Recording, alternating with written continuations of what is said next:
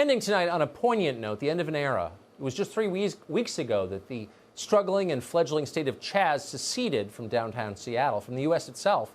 A week later, after internal revolution, it became CHOP, but the new name didn't stop the turmoil within. After a series of killings, the world's youngest country also had the world's highest per capita murder rate. Sensing weakness, its enemies pounced. Seattle Mayor Jenny Durkan, who praised CHOP just weeks ago, sent in police to re-annex the country back to the U.S. And now comes the difficult task of reintegrating its citizens into American life. Jason Rantz has been tracking Chaz for us and CHOP from the very beginning. He joins us tonight. This is a kind of a powerful moment to see the fledgling nation disappear.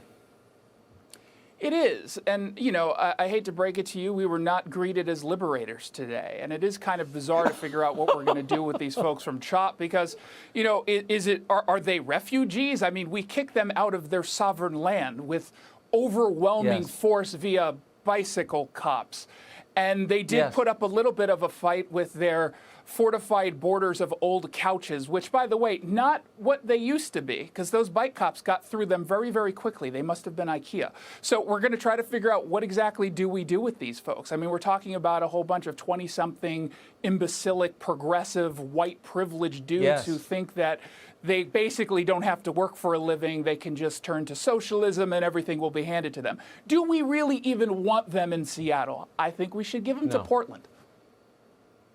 You know, hunger really helps re-educate people. No one ever does that in our country. By the way, I'm glad to see us win a war definitively for the first time in a long time. Good for us. This was a war we could win.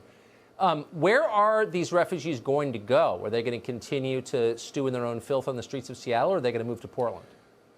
Well, they're kind of looking for another home. There's some rumors that they're going to try to take up some new space outside of the West Precinct. So they're going from the East Police Precinct to the West Police Precinct. We don't know exactly who's going to be the leadership this time. Obviously, like a phoenix rising through the flames of a dumpster fire. Simone came up to be a really big leader, and then he's kind of disappeared. So we don't know who's going to take the mantle and lead these lost souls to their next homeland.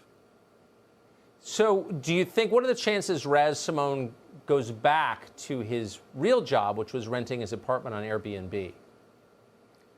His apartment's on Airbnb way, way, way better than living out on a tent in front of a police station or next to a park. So, I mean, he maybe should go back to that and maybe pursue his rap career. I mean, I'm very curious because he's living on the streets now. He's a CHOP leader. I want to see those lyrics. I want to hear the soul come out, his story. He's got a story to tell, and I'm here to listen. He's the first world leader to emerge from the gig economy. And so, you know, history books on that. Fair point. Jason, great to see you tonight. Thank you for